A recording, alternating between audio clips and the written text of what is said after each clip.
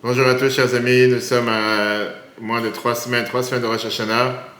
Et on va voir aujourd'hui justement une merveilleuse lettre, comme la Rabbi avait l'habitude chaque année d'envoyer des lettres à tous les peuples juifs partout où ils se trouvent, aux filles et aux garçons d'Israël, comme la Rabbi écrivait. C'était traduit en anglais, en yiddish, en hébreu et en toutes les formes.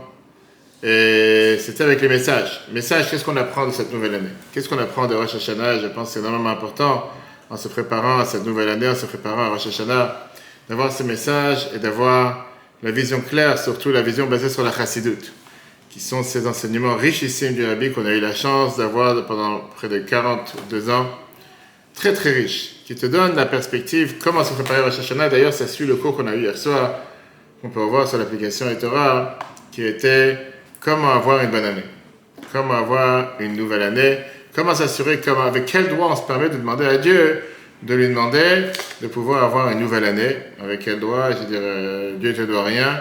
Et pas seulement ça, on a vu comment dans la prière, qu'on va dire pendant les 10 jours entre Rosh Hashanah et Kippour, essaye le mantra, fais-le pour toi, en 2 mots, fais-toi une faveur, si tu veux vraiment qu'on fasse ce que tu nous demandes, donne-nous une meilleure année. Comment on peut avoir une telle arrogance? C'est un magnifique cours qu'on peut voir sur le site etorah.fr, ainsi que l'application, podcast, etc. Bon, aujourd'hui, on voit sur un autre angle. Parce que c'est vrai qu'on est pour l'instant pas encore à Rosh Hashanah, on se rapproche, le mois du bilan, Cheshbon HaNefesh, le mois d'Elul, le mois dans lequel on a le devoir de faire ce qu'on appelle la note au bilan pour réparer ce qu'on n'a pas fait ce qu'il fallait cette année, prendre sur soi des bonnes résolutions et des bonnes décisions pour la nouvelle année. C'est ce qu'on a l'habitude et avec ça, on demande à Dieu de nous accorder une bonne nouvelle année. Alors, quand on parle de bilan, on parle de Cheshbon HaNefesh, auto-bilan, il y a une erreur que beaucoup de gens s'imaginent qu'il faut faire un bilan avec les mauvaises choses. Qu'est-ce que j'ai fait comme mauvaise chose? Qu'est-ce que j'ai fait? Qu'est-ce que j'ai raté? Qu'est-ce que j'ai pas fait de bien? Et là, on va voir des merveilleuses lettres, 2 lettres. J'espère qu'on pourra faire une 3e aussi, dans laquelle Rabbi te donne la perspective que le bilan n'est pas seulement les mauvaises choses. Le bilan, c'est aussi les choses positives. Le bilan, c'est un devoir de ne pas se sous-estimer tellement bas, et ne pas se sous-valoriser en pensant à Rosh Hashanah, waouh, nouvelle année, va savoir ce qui va me tomber sur la tête. Dans cette lettre qu'on va apprendre ensemble aujourd'hui, c'est une lettre que Rabbi a écrite pendant les jours de Slichot en 1955. Rabbi t'a fait remarquer le point que les bonnes actions, c'est les actions qui restent éternelles. Les mauvaises actions sont des actions qui sont momentanées. C'est pas ça qu'on fait, tu vois, on peut les réparer, on peut les nettoyer. Alors que le bien, c'est quelque chose qui ne disparaît jamais. Le bien, c'est quelque chose qui est toujours là. Le bien, c'est quelque chose que, quoi qu'il arrive, il ne pourra jamais être effacé, jamais être enlevé. Rabbi commence El Bnei Obnot Israël, B'chol Makom Shehem, à tous les garçons et filles du peuple juif, dans Asher B'chol Makom Makom, dans n'importe quel endroit où ils se trouvent. Bénédictions et salutations. On se rapproche maintenant vers la fin de l'année passée, et comme on avance vers la nouvelle année, chaque personne essaie de faire ce qu'on appelle un inventaire sérieux, spirituel de l'année passée. Et sur cette base, il prend des bonnes décisions pour la nouvelle année. Afin que l'inventaire et les décisions soient correct. On doit essayer la vidéo, on doit tout faire, on doit se garder de ne pas, d'un côté, exagérer en évaluant ses qualités et ses actions, mais de l'autre côté, ça c'est le point important sur lequel Rabbi met l'accent, on doit ne pas exagérer en évaluant ses défauts et les mauvaises choses qu'on a pu faire. Des 2 côtés. Pas besoin de se fanfarer en faisant croire, j'ai pu faire, va savoir les plus belles choses sur terre, je suis le plus grand sadique sur terre. Mais de l'autre côté, n'imagine pas non plus que tu es la plus mauvaise personne qui existe sur Terre. Pourquoi? Tu vas me dire que ça dérange. Si tu prends le chemin du Moussa, au contraire, on te dit non, malgré tout ce que tu peux faire comme bien, tu es mauvais, tu ne pourras jamais avancer, tu ne pourras jamais évoluer, tu as un corps matériel, grossier, ton âme elle est presque insignifiante. Mais je te dis pourquoi. Parce que le fait d'aller avec un sentiment de dikaon, de dépression, et à plus forte raison de désespoir que Dieu les en préserve, ça, c'est une des choses les plus faciles qui viennent affaiblir les décisions pour la volonté de vouloir s'améliorer.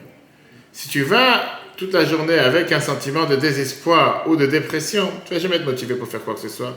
De toute façon, je n'ai pas d'espoir. De toute façon, Dieu il est tellement grand et je suis tellement petit, je ne vais pas pouvoir réussir. Mais l'habitude, c'est plus que ça.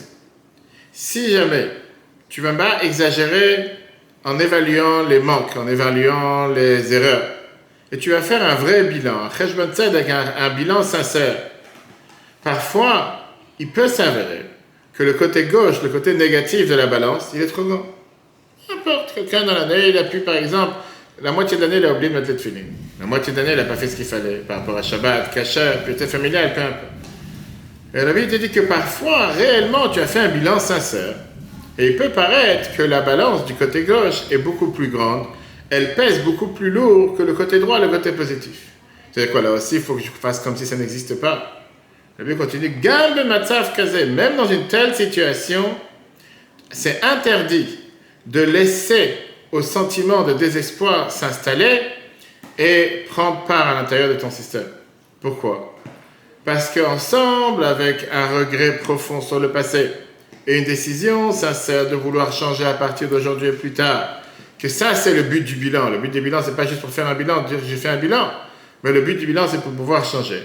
On doit se rappeler éternellement que le bien est la sainteté, comme la Torah nous dit. Et comme la Torah nous explique qu'est-ce qui est bien et qu'est-ce qui est saint, ce sont des choses éternelles. C'est des choses éternelles et c'est des choses que tu ne pourras jamais effacer. Et pourquoi? Et c'est des choses éternelles que tu ne peux pas effacer. Parce qu'ils viennent de l'âme. Ils viennent de l'étincelle divine qu'il y a dans le cœur, dans la personne. Alors que les choses négatives, les choses pas bonnes, ils sont attachés avec l'âme animale, l'animal qu'il y a dans l'homme. Le mauvais penchant, ils sont limités.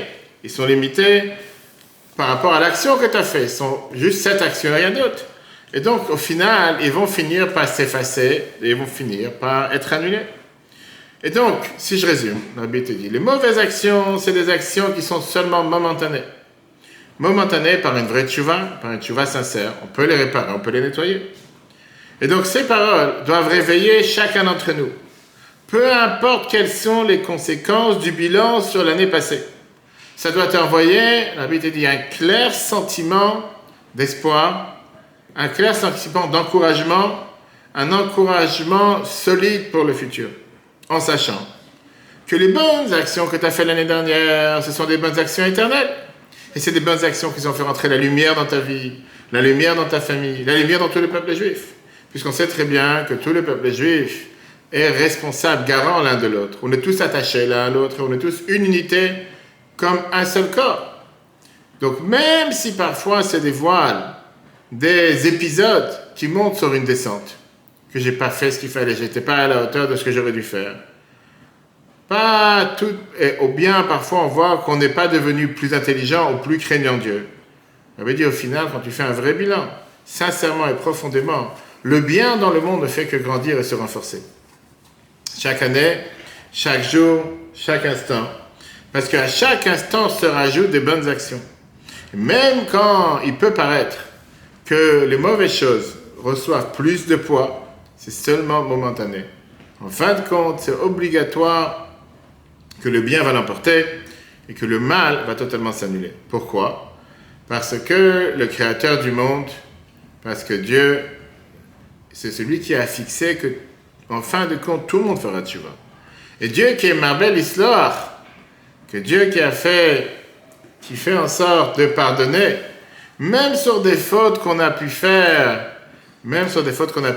plusieurs fois, beaucoup de fois, finalement, il accepte notre tchouva, il accepte notre retour. Comme la Torah nous promet qu'il yidach mimenu nidach, personne ne va jamais être repoussé, personne ne va jamais être reporté. Alors de quoi ça dépend? Ça dépend de chaque juif. De faire en sorte que l'année qui arrive soit une année dans laquelle les conséquences de nos actions soient le meilleur par une amélioration et un changement personnel. Et Dieu qui veut la tchouva de chacun d'entre nous aide. Et le fait de prendre une telle décision rassure et promet avec une telle certitude qu'on aura chacun d'entre nous une Shana Tova Mituka, une bonne et douce année. Et la vie termine de Birkat Ktiva Vachatima Tova avec ma bénédiction d'écriture et de signature pour le bien. Ça, c'est une lettre en 1955 qui te montre la perspective quand tu fais le bilan. Qu'est-ce que ça veut dire que tu fais le bilan? Quel type de bilan faire?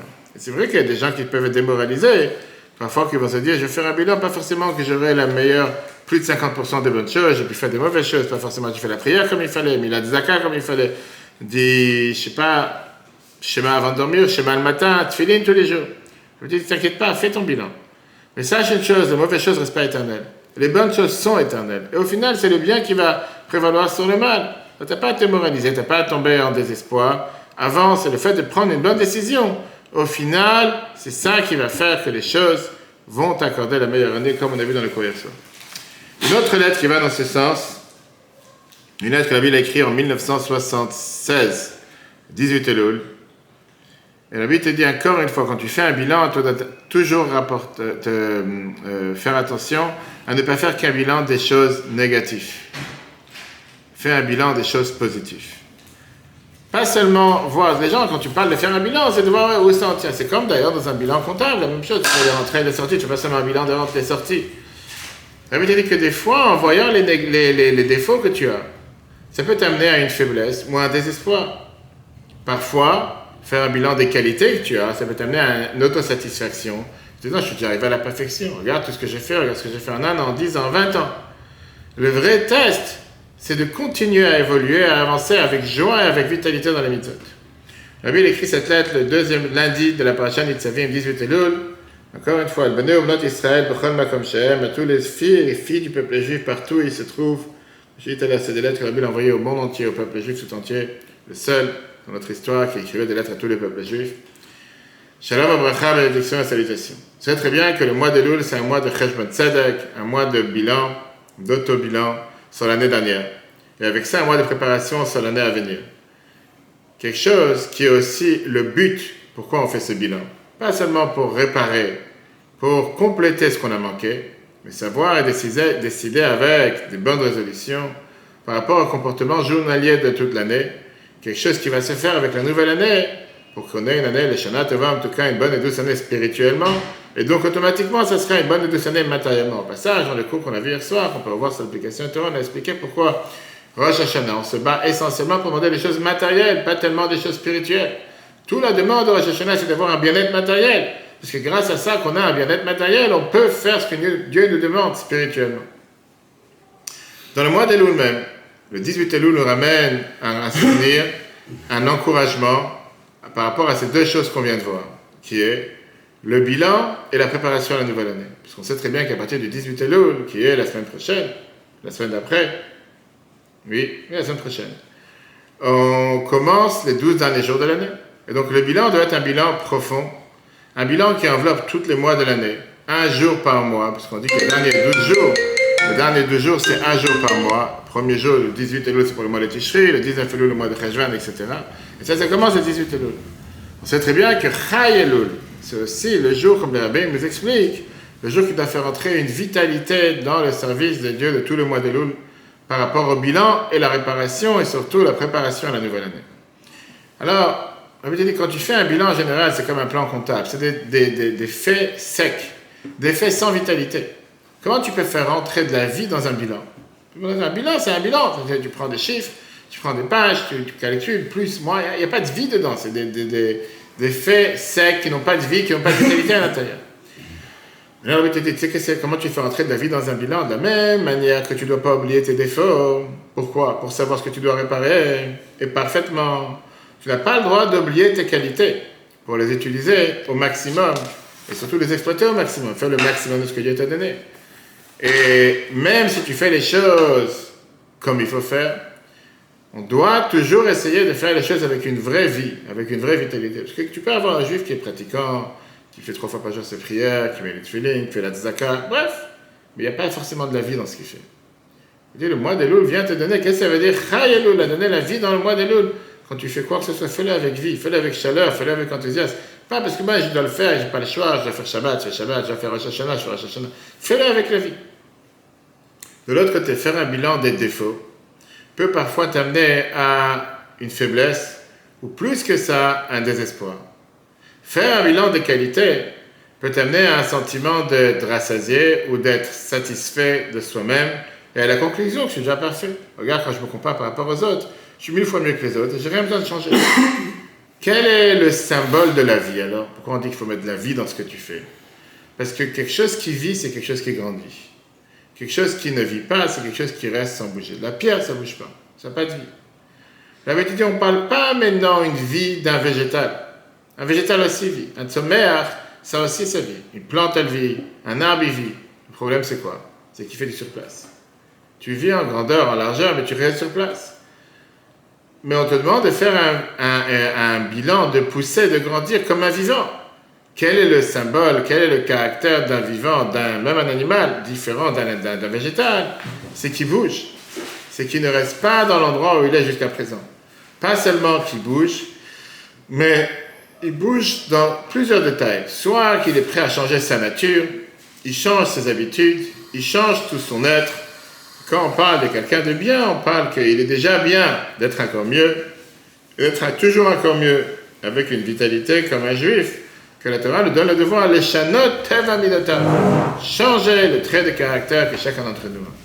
La force, comment on peut arriver à faire une telle chose? On le voit dans la paracha Nitzavim, qui a été donnée à tous les juifs. Kulchem, à terme Nitzavim, Kulchem, vous êtes tous préparés debout devant Dieu, depuis Rosh Hashem Shiftachem, depuis les chefs des tribus, jusqu'à Chotavetech, celui qui coupe du bois et qui puise de l'eau. Pourquoi? Parce qu'au final, tout le peuple juif est attaché à Dieu. On est tous attachés à Dieu. Chaim, Kulchem, on est tous vivants pour être présents devant Dieu aujourd'hui. On a tous la possibilité d'être attachés à Dieu éternellement. On a tous la possibilité que Dieu soit notre source de vie et notre vitalité par une Torah de vie et des mitzvot dans lesquelles Dieu nous a dit tu vivras grâce aux mitzvot. La Bible te dit ici un point fort, comme on voit clairement que n'importe quelle chose que tu fais avec de la vie, tu obtiens des conséquences et des résultats en réussite et beaucoup plus parfaits que quand tu les fais sans vie. C'est un fait. Tu fais quelque chose comme un mort, tu vas avoir des résultats. Tu fais quelque chose avec vitalité, avec enthousiasme, avec chaleur, tu auras beaucoup plus de réussite. De la même manière, la Bible dit quelque chose qui n'est pas moins important. Le fait de faire quelque chose avec vitalité, ça a un impact sur les autres. Tu veux aller aussi dans ce chemin. Ils voient que tu fasses quelque chose et que tu es excité dans ce que tu fais. Tu as une vie dans ce que tu fais. Ça a un impact en te disant, puisque tu es un exemple vivant, les gens veulent suivre la vie. Si tu es un exemple mort, les gens ne sont pas intéressés à suivre. Quelqu'un qui est vivant, quelqu'un qui est chaleureux, quelqu'un qui a de l'enthousiasme, quelqu'un qui est rayonnant, quelqu'un que tu vois que la Torah et les mitzvot vivent avec lui. Quelqu'un va faire. Quelqu'un va te pousser de manière, je sais pas, à faire la Torah et les mitzvot comme un mort. Tu sais quoi, un mort, il y a assez de morts autour de moi, je préfère avoir encore un mort avec moi.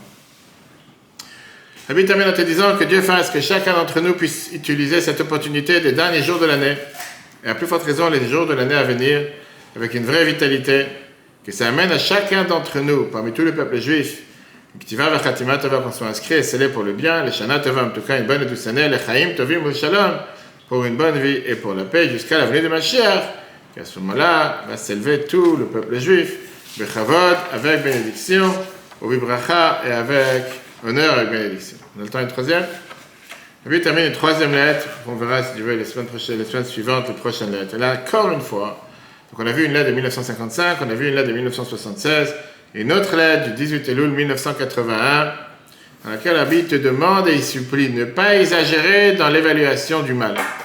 Ne pas exagérer dans l'évaluation du manque. A priori, quelqu'un va se dire, qu'est-ce qu'il y a de mal si j'exagère dans le mal que j'ai fait cette année? Au contraire, c'est quelque chose qui peut me motiver à agir encore plus. Et pourquoi la Torah elle t'a interdit d'augmenter sur les mitzvot? Mais elle te dit que n'importe quelle déviation peut parfois t'amener à des conséquences malheureuses.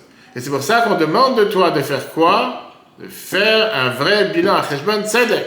Mais un cheshbon tzedek veut dire quoi? Un bilan sincère, un bilan réel qui veut dire un bilan, pas que des mauvaises choses. N'exagère pas sur les mauvaises choses. On a tous un mauvais penchant. On fait tous des erreurs, ça va, on est humain. J'ai entendu un merveilleux discours de Rabbi cette semaine en 82. Rabbi rappelle sur ce point qu'il y a des gens qui attendent le mois d'Elul pour crier sur le peuple juif, pour commencer à massacrer tout le monde, faire peur à tout le monde. Pour regarder ce que vous avez fait du mal cette année, il faut faire tchouva. Qui es-tu pour connaître les chemins de Dieu? Et qui es-tu pour crier sur le peuple juif? En tant qu'on Rabbi raconte ça, pour entendre et crier sur le peuple juif en plein mois d'Elul, tu as trouvé, parce que pendant les vacances, tu étais à la montagne, Rabbi dit. Tu étais à la campagne, tu étais à la montagne, tu t'es dit, sur quoi je vais dégénérer maintenant? Qu'est-ce que je veux? Si tu es le mois d'Elul, c'est le mois, le roi il est dans les champs. On a tous des erreurs. Qu'est-ce qu'il y a? On a le droit de faire des erreurs. Dieu il sait très bien comment il nous a créés. On a un mauvais penchant. Et alors, dans le discours que j'entendais ce matin, il disait, la Gemara te dit que 3 choses, Dieu il a regretté de les avoir créées. 1, 2, c'est le mauvais penchant. Alors, il sait très bien comment il nous a créés. Ça va, on va prendre sur soi, on va avancer, mais restons calmes. Donc ça, c'est exactement cette lettre. Le veille de Chaïloul 81, c'est l'année des Hakel, puisque cette année on se prépare à l'année des Hakel, si Dieu veut, l'année prochaine, l'année du rassemblement, une année importante, on entend en parler, si Dieu veut. Bénédiction et salutations, le mois d'Elul, c'est le mois du bilan sur l'année passée, pour réparer et compléter ce qui manque, et pour s'assurer que l'année à venir soit encore mieux, encore plus bonne. D'abord, tous les sujets de la Torah journaliers, soit pour soi-même, soit pour ses proches, soit pour tout l'entourage.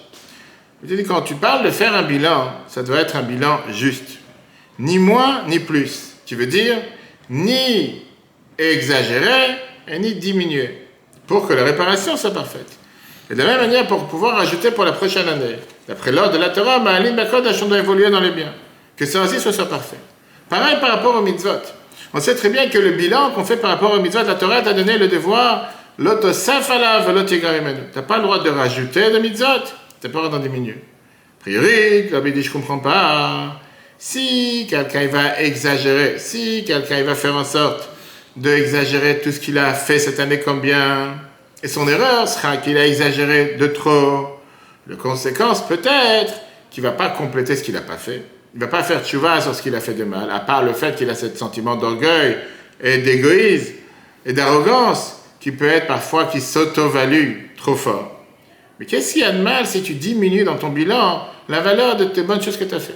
Tu dis, ça va, j'ai rien fait de spécial. Il faut au contraire, ça peut le motiver à faire encore plus. Il va vouloir faire encore plus de bonnes actions.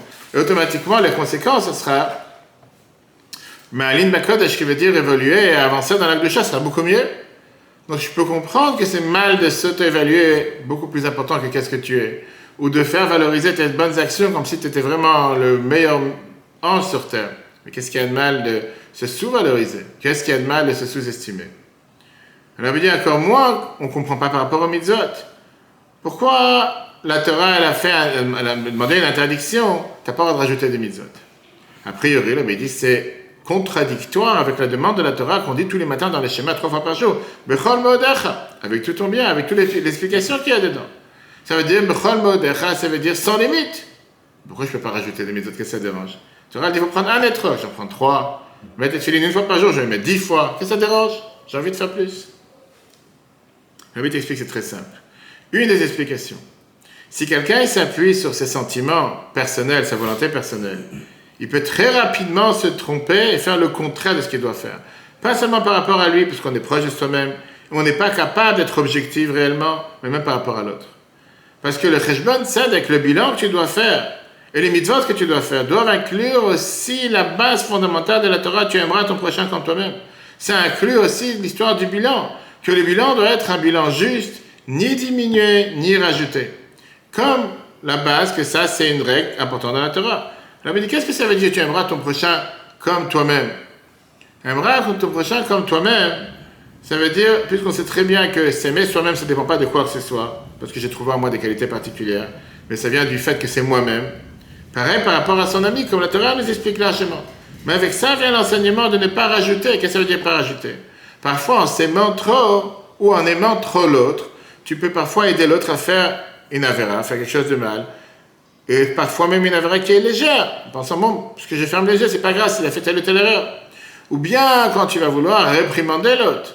Surtout ceux qui ont un manque de connaissances dans le judaïsme ou qui sont petits dans les âges. Parfois, le fait que tu vas le réprimander parce que tu l'aimes de trop comme tu t'aimes toi-même, tu vas te dire, je ne vais pas le réprimander. Même pas en cachette. Sur ça, la Torah te dit, tu n'as pas le droit ni de rajouter ni de diminuer. Mais de l'autre côté, tu peux parfois commencer à réprimander l'autre avec du bruit. C'est le mois des louls. À ton âge, tu ne sais pas faire telle et telle chose. Comment tu manges dans tel et tel endroit? Pourquoi tu n'as pas encore mis les tefilines? Des fois en public, des fois en faisant des hontes. Bien, la Torah, elle te dit, le tigram humain, sois pas plus mal que toi-même. Le réacha, ça veut dire d'abord, tu dois pouvoir, si tu réprimandes l'autre, c'est entre l'un et l'autre, tranquillement, calmement. Seulement après, si tu n'as pas réussi, à ce moment-là, il y a des autres étapes. Mais au départ, il ne va pas commencer à sauter sur tout le monde. Tu n'es pas la police de Dieu pour commencer à faire la loi dans la synagogue ou dans les centres, ou peu importe, et commencer à reprendre chacun sur chaque erreur que chacun ait fait. Quel enseignement concret on peut apprendre de tout ça, et comment ça s'exprime dans la vie de tous les jours?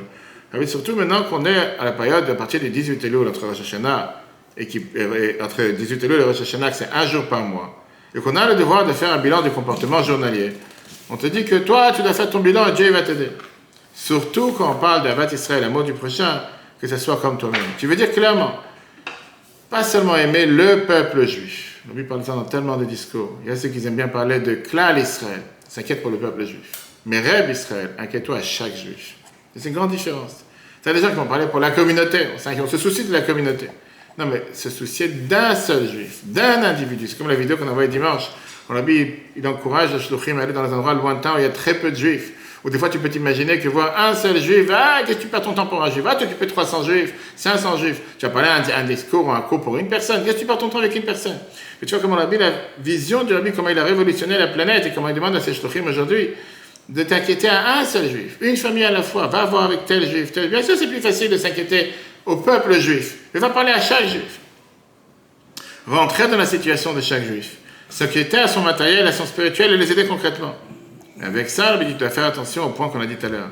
Soit avec la droite qui approche et la gauche qui repousse, ce qui veut dire faire comme la Torah nous demande, de toujours agir avec le chesed, avec la bonté, puis avec la courage. Et aussi influencer et convaincre tous ceux que tu peux avoir un impact avec eux. Qu'eux aussi se comportent de cette manière. Et comme ça, on va rajouter le bien dans le monde. V'yiratson et termine que par ça qu'on met en application, ce verset, la chakamocha, tiens-moi ton prochain contre toi-même, ça parle aussi sur l'amour de Dieu envers le peuple juif. Par ça, on renforce l'amour de Dieu au peuple juif. Que cet amour, elle va être exprimé par ça que Dieu donne à chacun d'entre nous tout ce qu'on a besoin dans la santé, les enfants, la parnassa, l'âge, et qu'il s'accomplisse la volonté de Dieu. Que chacun d'entre nous soit béni avec une bonne écriture et bonne signature, qu'on soit inscrit et scellé pour le bien matériellement, spirituellement. La vie termine avec mes respects, salutations et bénédictions pour la réussite dans tout ça. Ça, c'est 3 merveilleuses lettres. La semaine prochaine, on continuera sur l'histoire du bilan, qu'on sera rappelé sur le site etora.fr, l'application etora, tous les autres podcasts. Shana Tova à tous. Faire le chauffard avant de terminer, qu'on a l'habitude de sonner le chauffard pendant le mois de Elul. Comme on sait très bien que le chauffard, c'est pas mitzvah du jour, c'est la coutume pour se rappeler que Rosh Hashanah arrive. L'essentiel, c'est d'écouter le chauffard. Si Dieu veut, cette année, lundi 26 et mardi 27, à la synagogue, on va attendre d'en reparler. Que Dieu vous bénisse. Bon, le chauffard.